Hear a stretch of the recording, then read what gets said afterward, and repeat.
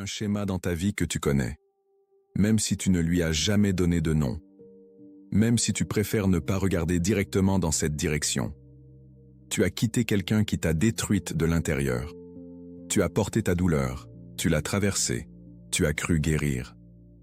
Et puis, quelques mois ou quelques années plus tard, tu en as rencontré un autre visage, un autre nom, une autre histoire en surface.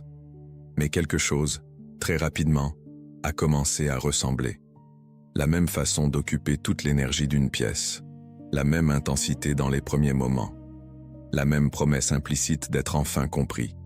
Et tu t'es retrouvé exactement au même endroit. Ce n'est pas de la malchance, ce n'est pas une coïncidence, et ce n'est pas non plus une condamnation. Jung avait un mot pour ce phénomène, et ce mot va changer la façon dont tu te vois. Écoute-moi bien, car ce que je vais te révéler, personne n'ose le dire. Pas parce que c'est interdit, parce que c'est inconfortable. J'ai moi-même mis des années à comprendre pourquoi je me retrouvais dans les mêmes schémas. Et le jour où j'ai enfin compris le mécanisme, tout a changé. Pas du jour au lendemain. Mais quelque chose de fondamental s'est déverrouillé. Si tu regardes honnêtement ta vie relationnelle, et je sais que ça demande du courage, tu peux peut-être voir le fil. Le même type de personnalité qui réapparaît sous des déguisements différents. Le même cycle qui repart. La même douleur. Nouvelle enveloppe. Et tu t'es peut-être dit dans tes moments les plus sombres, « Pourquoi moi ? Pourquoi toujours moi ?» Peut-être que tu as commencé à croire que tu portais une étiquette invisible sur le front. Quelque chose que les prédateurs pouvaient lire et que toi tu ne voyais pas. Peut-être que tu t'es demandé si tu étais condamné à répéter ce schéma encore et encore. Et peut-être, c'est la pensée la plus douloureuse de toutes, tu t'es dit que quelque chose en toi les appelait. Cette dernière intuition était juste, mais pas de la façon que tu crois. Parce que la vraie raison pour laquelle tu as attiré le même type de prédateur n'est pas une preuve que tu es brisé. C'est une carte. Une carte qui montre où se trouve la blessure qui cherche encore à être guérie. Et une fois que tu sais lire cette carte, le schéma ne peut plus se reproduire de la même façon. Dans cette vidéo, je vais t'expliquer le concept que Jung appelait la synchronicité. Et comment il s'applique, d'une façon que tu n'as probablement jamais entendue, au pattern de relations toxiques. Je vais te montrer le mécanisme exact par lequel certaines personnalités prédatrices détectent des blessures spécifiques. Et surtout, je vais te donner un exercice pratique pour identifier ta propre blessure directrice et commencer à la désamorcer. Reste avec moi. Parce que ce que tu vas comprendre aujourd'hui n'est pas seulement une leçon sur les narcissiques. C'est une leçon sur toi. Nous sommes dans les années 1920. Carl Gustav Jung, alors au sommet de sa pensée clinique, observe quelque chose d'étrange dans ses consultations. Quelque chose qui échappe à toutes les théories de son époque, y compris aux théories de son ancien mentor, Sigmund Freud. Ses patients lui décrivent des coïncidences. Pas des coïncidences anodines. Des coïncidences chargées de sens. Des moments où l'univers extérieur semblait répondre exactement à ce qui se passait à l'intérieur de leur psyché. Une patiente rêve d'un scarabée doré, un symbole d'immortalité dans l'Égypte ancienne. Le lendemain matin, une bête similaire vient frapper à la fenêtre de son bureau pendant la séance. Fait rarissime sous ces latitudes, une femme pense intensément à une amie qu'elle n'a pas contactée depuis des années. L'amie appelle dans la journée. Jung aurait pu dire « coïncidence, projection, superstition ». Il a choisi de faire autre chose. Il a observé. Il a collecté. Il a consacré des décennies à cataloguer ces phénomènes avec la rigueur d'un scientifique et la curiosité d'un explorateur de l'âme humaine. Et il a fini par formuler un concept qui a choqué le monde académique de son époque et qui reste, plus d'un siècle plus tard, l'un des plus discutés de toute la psychologie, la synchronicité. Jung définissait la synchronicité comme la coïncidence acausale de deux événements reliés par leur sens. Deux choses qui surviennent simultanément sans lien de cause à effet apparent, mais qui portent un sens commun. Comme si l'univers intérieur et l'univers extérieur parlaient le même langage au même moment. Mais voici ce que la majorité des gens qui citent Jung sur la synchronicité ne comprennent pas vraiment. Jung ne parlait pas de magie. Il ne proposait pas une vision mystique du monde. Il parlait de quelque chose de beaucoup plus précis, de la façon dont l'inconscient humain structure notre expérience du monde extérieur. Plus précisément, il parlait de ceci. Notre inconscient envoie des signaux que nous ne percevons pas consciemment. Il attire notre attention sur certaines personnes, certaines situations, certains patterns répétitifs. Et quand ces signaux sont assez puissants, quand l'inconscient cherche quelque chose de suffisamment important, ils se manifestent comme des événements récurrents dans notre vie.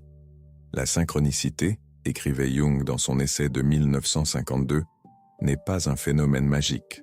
C'est le signe que quelque chose cherche à être reconnu dans votre inconscient. Quelque chose que vous n'avez pas encore intégré. Et c'est là que ça te concerne directement.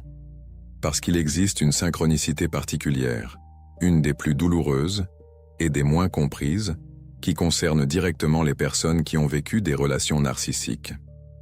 Une synchronicité que j'ai observée dans ma pratique clinique avec une régularité qui ne laisse aucun doute. Le même type de prédateur.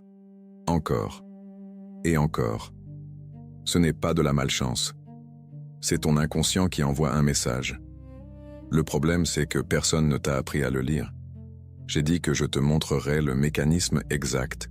Avant d'y arriver, je dois d'abord te parler de quelque chose que Jung avait compris sur la blessure précoce et pourquoi elle continue d'influencer tes choix relationnels, même des décennies après avoir quitté la situation qu'il a créée. Chaque être humain porte en lui des blessures précoces, des blessures de l'enfance, de l'adolescence ou de relations adultes formatives.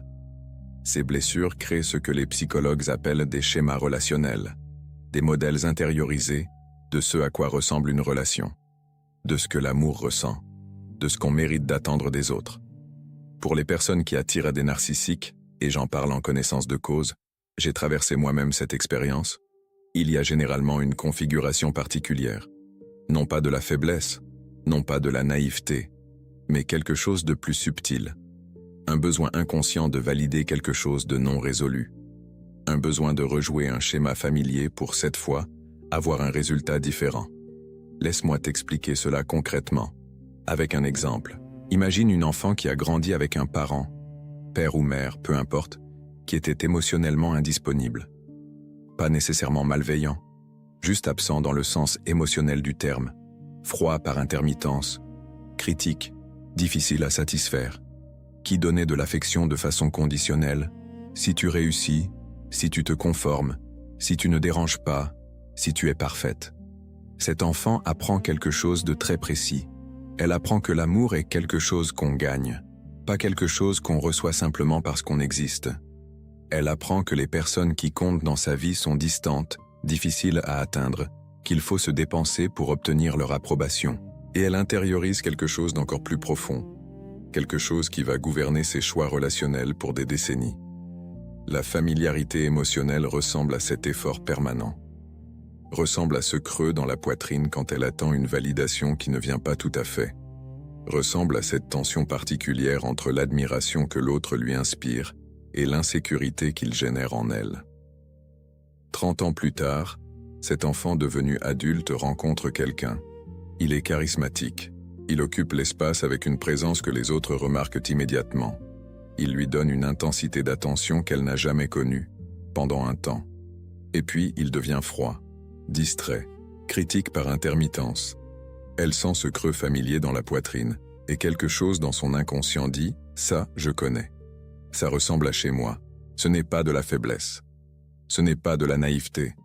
C'est de la familiarité.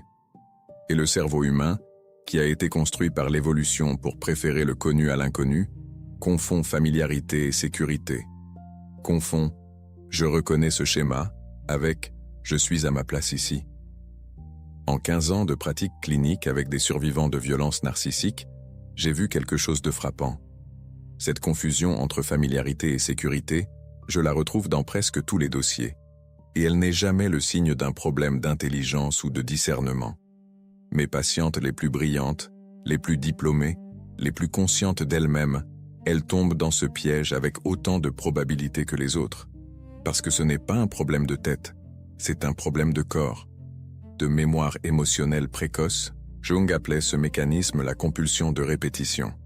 Il était l'un des premiers à la comprendre non pas comme une pathologie figée, mais comme une tentative de l'inconscient de résoudre quelque chose. L'inconscient répète ce qu'il n'a pas encore intégré, écrivait-il. Il répète jusqu'à ce que la conscience vienne faire la lumière sur ce qui cherche à être vu. La compulsion de répétition n'est pas une punition. C'est l'inconscient qui cherche la guérison par le chemin qu'il connaît. Le problème, c'est que ce chemin passe invariablement par la reconstruction du schéma original et que les personnalités narcissiques sont précisément calibrées pour y entrer. Mais il y a quelque chose que je dois maintenant te révéler. Quelque chose que peu de thérapeutes disent clairement parce que ça dérange certaines convictions confortables.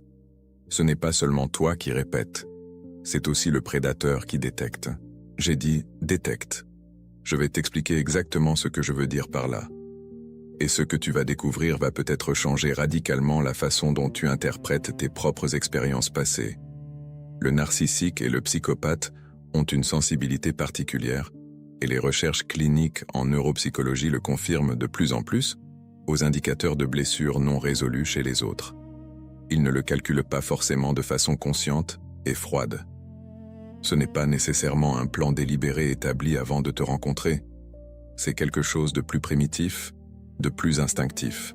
Dans ma pratique clinique, j'ai eu l'occasion, assez rare, de travailler avec des individus présentant des traits narcissiques et psychopathiques marqués. Des hommes et des femmes qui avaient causé des dommages significatifs dans leurs relations et qui, pour diverses raisons, s'étaient retrouvés en thérapie. Et quelque chose qu'ils m'ont dit, dans des formulations très différentes mais avec une cohérence troublante, c'est qu'ils savaient très vite si une personne représentait une cible potentielle. L'un d'eux, un homme d'une 50aine d'années, ancien cadre supérieur, m'a dit avec une franchise clinique que je n'oublierai jamais « Je sens si quelqu'un a faim ». Ça ne m'a jamais pris plus de 10 minutes dans une conversation. Et si la personne a faim d'une certaine façon, d'être validée, d'être vue, d'être choisie, je sais exactement comment nourrir cette faim temporairement. Cette faim dont il parlait, c'est la blessure non résolue. C'est le besoin de valider quelque chose que l'enfant intérieur n'a pas reçu. Et cette faim, aussi discrète qu'elle soit dans le comportement conscient, émet quelque chose. Un signal dans la façon d'écouter, dans la façon de réagir à l'attention, dans la façon de répondre à la validation, que certaines personnalités hautement manipulatrices captent avec une précision déconcertante. Ce n'est pas magique, c'est comportemental. C'est la synchronicité du mal. Voici maintenant la partie que la plupart des gens n'ont jamais entendue. La partie qui explique pourquoi certaines personnes se retrouvent non seulement dans une relation toxique, mais dans plusieurs, en série, avec des personnalités apparemment différentes mais structurellement identiques. Il y a un phénomène que j'observe systématiquement chez les survivants de multiples relations narcissiques. Un phénomène que j'appelle l'accélération de la reconnaissance. La première fois, tu as peut-être mis 6 mois à comprendre ce qui se passait vraiment, à identifier le gaslighting, la manipulation, le cycle d'idéalisation et de dévaluation. La deuxième fois, peut-être 3 mois. La troisième fois, quelques semaines. Et tu te demandes, est-ce que je deviens plus forte? Est-ce que je reconnais mieux les signaux d'alerte? Peut-être. Mais voici ce que l'inconscient est vraiment en train de faire. Il cherche. Il cherche de plus en plus activement quelque chose qui corresponde au schéma originel, parce qu'il est convaincu, à un niveau que tu ne contrôles pas consciemment, que si tu comprends assez bien ce schéma, tu pourras cette fois en changer l'issue. L'inconscient est comme un détective obsessionnel qui revient sans cesse sur la scène d'un crime non résolu, convaincu que s'il regarde assez longtemps, il finira par trouver l'indice qui change tout. Et chaque fois qu'il trouve quelqu'un qui correspond au profil familier, charismatique, intense, émotionnellement insaisissable, il envoie ce signal que tu interprètes comme de l'attraction, comme de la chimie, parfois même comme du destin. C'est la synchronicité du mal, pas la magie, pas la malchance. Un dialogue silencieux entre une blessure qui cherche à être guérie et un prédateur qui sait exactement comment parler à cette blessure. Voici Isabelle, 46 ans, directrice d'école depuis 20 ans, venue me consulter après sa 3e relation avec ce qu'elle décrivait, avec une lassitude douloureuse, comme le même homme dans un corps différent. Le premier était son ex-mari. Charmant au début, admiré par tous dans leur cercle social, qu'il avait progressivement isolé de ses amis et de sa famille, tout en maintenant une façade parfaite vers l'extérieur. La deuxième relation, un collègue dans son établissement, avait été plus courte mais tout aussi destructrice. Un homme brillant, intense, qui avait transformé sa confiance professionnelle en dépendance émotionnelle avant de la disqualifier devant leur hiérarchie commune. Le troisième avait été quelqu'un qu'elle avait rencontré, dit-elle avec une ironie amère, dans un groupe de soutien pour les survivants de relations toxiques. « Je pensais être guérie », m'a-t-elle dit lors de notre première séance. Je pensais savoir reconnaître les signes, et lui semblait tellement différent. Il comprenait ce que j'avais vécu, il utilisait les bons mots, il semblait conscient. Quand nous avons exploré son histoire personnelle, le schéma originel est apparu avec une clarté que j'ai trouvée à la fois fascinante et douloureuse. Un père brillant, charismatique, très admiré dans son domaine professionnel, et totalement absent sur le plan émotionnel à la maison. Un homme qui avait pour Isabelle cette habitude particulièrement cruelle de la regarder avec fierté quand elle réussissait quelque chose d'exceptionnel, et de la regarder avec une déception visible, parfois même un silence glacé quand elle n'était pas parfaite. Isabelle avait intériorisé quelque chose de très précis. L'amour ressemble à de l'admiration conditionnelle. La sécurité ressemble à quelqu'un qui te voit comme exceptionnel, mais qui peut retirer cette vision à tout moment si tu déçois. Et l'attraction, pour elle, avait une saveur particulière. Elle se produisait pour des hommes qui avaient exactement cette structure, brillants, admirés, capables de te donner une attention intense et de te la retirer sans prévenir. Elle n'attirait pas les narcissiques parce qu'elle était faible. Elle les attirait parce que son inconscient cherchait quelqu'un qui ressemblait à son père. Pour cette fois, obtenir un amour qui n'était pas conditionnel. Le problème, c'est que les personnalités narcissiques sont structurellement incapables de donner cet amour. Elles peuvent en imiter la forme, jamais le fond. Isabelle cherchait la guérison de la blessure. Elle trouvait à chaque fois quelqu'un qui pouvait réactiver la blessure avec une précision chirurgicale, mais jamais la refermer. C'est là que se trouve la vérité que personne ne te dit. La vérité qui va retourner tout ce que tu croyais savoir sur pourquoi tu as attiré ces personnes. La vérité qui est exactement l'inverse de ce que tu as peut-être conclu sur toi-même. Avant de te révéler cette vérité, je veux faire une pause d'1 minute. Si cette vidéo t'apporte quelque chose, si elle met des mots sur quelque chose que tu as ressenti sans pouvoir le nommer, je t'invite à soutenir ce travail via Super Thanks.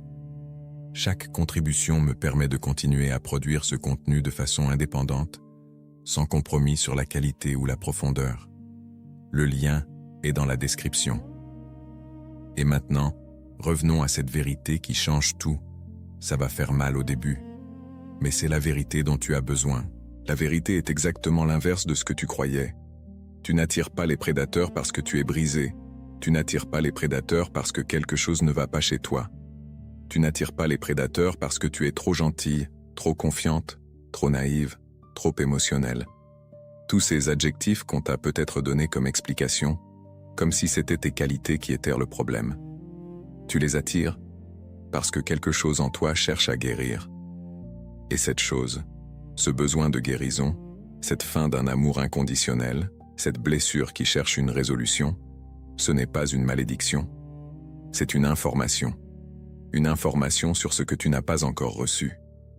Et une invitation à te le donner toi-même, plutôt que de continuer à le chercher dans des personnes qui en sont structurellement incapables.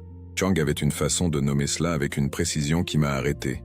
Il parlait de l'individuation, ce processus par lequel un être humain devient progressivement entier, en intégrant les parties de lui-même qui ont été refoulées, ignorées ou blessées dans les relations formatives.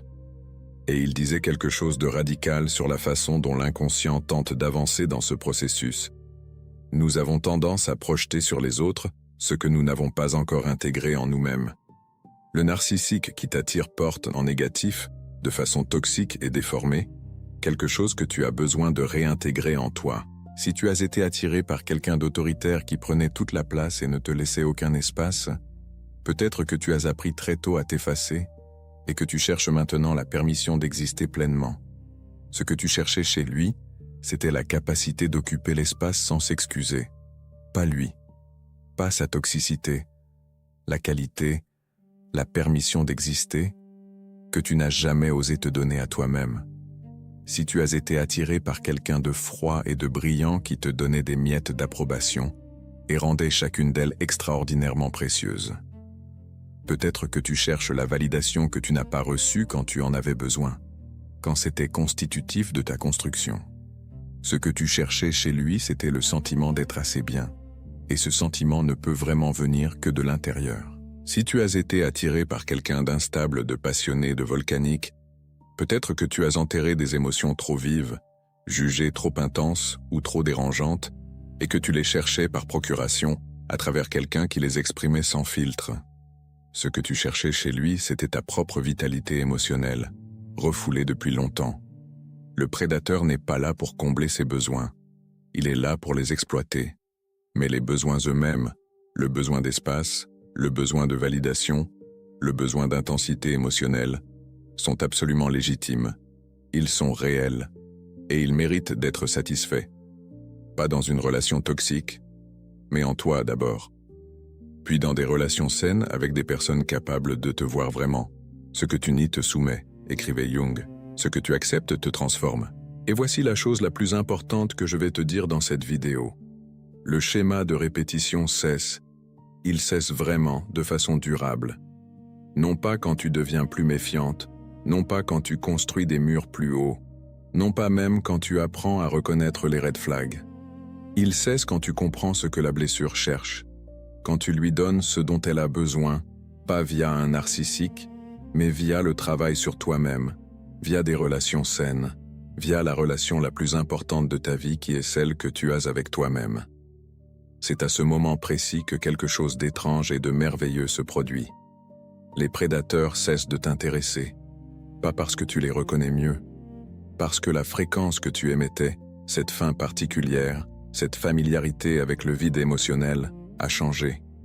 Et la synchronicité du mal se transforme progressivement en synchronicité de la guérison.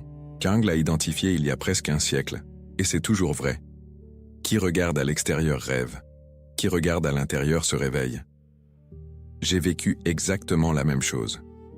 Le moment où j'ai cessé de chercher pourquoi j'attirais ces personnes pour commencer à chercher ce que ces patterns me disaient sur mes propres besoins non résolus, c'est le moment où tout a commencé à changer. Ça ne s'est pas fait en une nuit. Mais le changement de direction, lui, s'est produit en un instant. J'ai dit que je te donnerais un exercice pratique. Je vais tenir ma promesse. Cet exercice, je l'appelle la carte de la blessure directrice. Je l'utilise avec mes patients en début de thérapie pour comprendre ce que leur inconscient cherche dans leur relation. Ce que j'appelle la blessure directrice, c'est-à-dire la blessure précoce non résolue qui oriente les choix relationnels de façon inconsciente. Voici comment faire cet exercice. Prends du papier et un stylo, pas sur ton téléphone, sur du papier. Il y a quelque chose d'important dans l'acte physique d'écrire quand on travaille sur l'inconscient. Première étape. Pense aux 2 ou 3 personnes qui ont eu le plus d'emprise émotionnelle sur toi dans ta vie relationnelle. Pas nécessairement des partenaires romantiques. Ça peut être un parent, un ami proche, un mentor, quelqu'un qui avait une forte influence sur ta façon de te percevoir. Écris leur prénom. Deuxième étape. Pour chacune de ces personnes, écris 3 adjectifs qui décrivent ce que tu ressentais dans leur présence. Pas ce que tu pensais d'eux intellectuellement, ce que tu ressentais. Dans le corps, dans la poitrine, dans la gorge. Troisième étape. Regarde les adjectifs que tu as écrits. Est-ce qu'il y a une cohérence? Est-ce que les mêmes types de qualités ou de sensations reviennent? L'intensité, l'inaccessibilité, la brillance, la volatilité émotionnelle, le sentiment de marcher sur des œufs, l'attente permanente de quelque chose qui ne venait jamais tout à fait. Si tu trouves une cohérence, et la plupart des gens en trouvent une, tu viens de tracer le profil du schéma que ton inconscient recherche dans les relations. Le profil de la familiarité émotionnelle qui, pour toi, ressemble à de la sécurité ou à de l'amour. Quatrième étape. Et c'est la plus importante, et peut-être la plus difficile. À qui, dans ton enfance ou ton adolescence, ces adjectifs s'appliquaient-ils le plus? Quelle personne dans ta vie précoce incarnait ces qualités ou générait ces sensations en toi? Prends le temps qu'il faut pour répondre à cette question. Ne te précipite pas, laisse la réponse venir. Ce que tu vas trouver, c'est l'origine de ta blessure directrice. C'est la relation qui a créé le modèle intérieur, ce schéma de ce à quoi ressemble la familiarité émotionnelle, ce à quoi ressemble l'amour tel qu'il a été vécu très tôt. Et maintenant, une dernière chose. Quand tu as cette réponse, quand tu sais quelle blessure directrice oriente tes choix relationnels, il y a une question fondamentale à te poser. Non pas comment éviter les personnes qui activent cette blessure, mais de quoi cette blessure a-t-elle réellement besoin pour guérir? Parce que la blessure ne guérit pas en l'évitant. Elle guérit en lui donnant ce qu'elle cherche, mais de la bonne façon. Si ta blessure cherche de la validation inconditionnelle, commence par te donner cette validation à toi-même. Si elle cherche le droit d'occuper de l'espace, commence à occuper de l'espace dans ta propre vie, dans tes propres décisions, dans tes propres projets. Si elle cherche à se sentir assez bien, commence le travail de te convaincre de ta propre valeur, pas via l'approbation de quelqu'un d'autre, mais via tes propres actes et tes propres choix. Ce travail est long, il demande de la patience, il demande souvent un accompagnement thérapeutique. Je ne te dis pas que c'est simple, mais voici ce que je peux te promettre, en me basant sur 15 ans de pratique clinique et sur ma propre expérience. Le jour où tu n'as plus besoin que le narcissique comble cette blessure, le jour où tu as commencé à te donner ce que tu cherchais en lui, ce jour-là, la synchronicité du mal perd son emprise sur toi. Jung l'a identifié il y a presque un siècle, et c'est toujours vrai. La guérison ne vient pas de l'extérieur.